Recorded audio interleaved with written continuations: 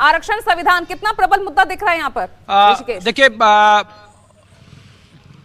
देखिए पूजा जी, जो पूरा समीकरण है वो 26% आदिवासी और 15% मुसलमान को लेकर है। ये दोनों को जोड़कर 41% वोट बैंक है जो इंडिया गठबंधन के साथ इंटैक्ट दिख रहा था। बीजेपी की कोशिश जरूर थी इसको लेकर, इसीलिए देखिए कि कोल्हान में चंपई सोरेन को ले आए, लोबिन हेम्ब्रम को संथाल में ले आए, और बाकी जो रही सही कसर थी वो आदिवासी और मुसलमान के बीच में नैरेटिव सेट करने की कोशिश की जा रही है।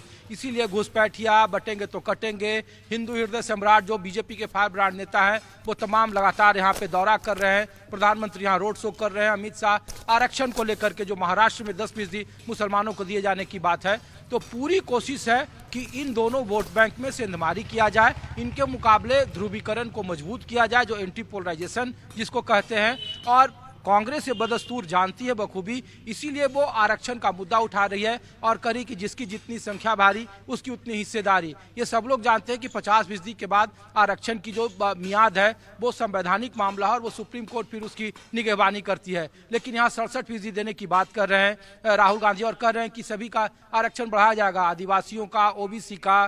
तो एक कोशिश है और बराबरी पर मुकाबला हो, आखिरी का जो फ्लैक्चुएट वोटर है, इसीलिए वो कोशिश की जा रही है गैर ध्रुवीकरण की 41% के मुकाबले। और भारतीय जनता पार्टी को लग रहा है कि अगर 41% वोट इंटैक्ट रहा इंडिया गठबंधन के साथ तो झारखंड में काफी मुश्किल होगी और बिल्कुल नजदीक मुकाबला होगा।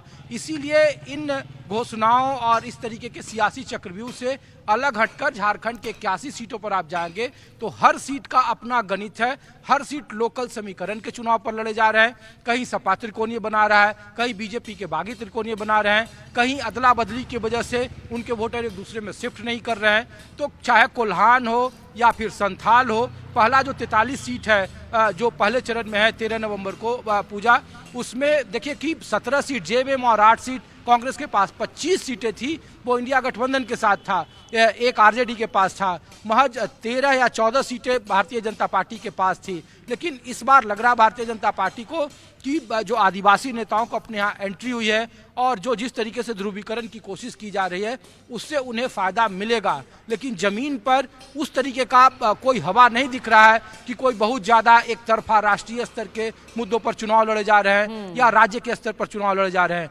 हाँ, एक बात जरूर है, जो छोटे जो हरियाणा में बिना खर्ची बिना पर्ची जमीन पर दिख रहा था वो इंडिया गठबंधन या हेमंत सोरेन सरकार का महज 3 महीने का जो है मैया सम्मान योजना, जो 1-1 हजार रुपये दिए जा रहे हैं महिलाओं के खाते में, और जो 2,500 रुपये दिए जाने की बात की जा रही है, उसको लेकर जमीन पर कुछ जरूर वोटर हैं जो गैर आदिवासी या गैर मुस्लिम हैं, वो थोड़ा दिख रहे हैं इन फेवर ऑफ इंडिया गठबंधन। लेकिन उसके मुकाबले गोगो दीदी योजना लाकर बीजेपी ने एक कोशिश की है और बीजेपी के तमाम जो बड़े नेता हैं उनकी कोशिश है कि ध्रुवीकरण को आगे बढ़ाया जाए, क्योंकि अगर ये ध्रुवीकरण पर चुनाव नहीं हुआ तो बेहद मुश्किल है यहाँ किसी भी गठबंधन को या किसी दल को पूर्ण बहुमत तक जाना। बिल्कुल, और स्थिति ये महाराष्ट्र में भी कमोबेश इसी तरह की दिख रही है। बहुत बहुत शुक्रिया आप सभी का।